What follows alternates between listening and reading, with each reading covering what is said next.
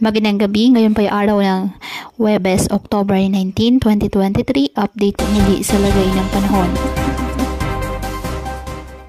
Lumakas po ang pag-iral sa bansa ng northeasterly surface wind flow, apektado po nito ang northern at central Luzon. Ayon po yan sa Pag-asa.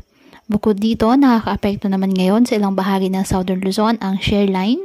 Ito po yung pagsasalubong ng malamig na northeasterly at ng easterlies o mainit na hangin galing po sa silangan.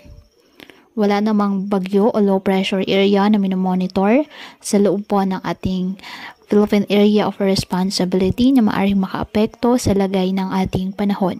Ngayong gabi, asahan po maulap na kalangitan na may kalat-kalat na pag-ulan at thunderstorms, lalo na po dyan sa Metro Manila, Central Luzon at Calabarzon dahil po sa shear line. Ang Batanes, Cagayan, Isabela, Apayao at Kalinga ay magkakaroon din po ng maulap na kalangitan na may mga pag-ilan dahil pa rin po sa northeasterly wind flow. Kaya patuloy po na pinag-iingat ang ating mga kababayan sa banta po ng mga pagbaha or landslide, lalo na kapag may malalakas na ulan, at ugaliin po na magdala palagi ng payong o kahit anong panangga sa ulan kapag lalabas ng ating mga tahanan. At yan po muna ang update sa lagay ng panahon ngayong araw.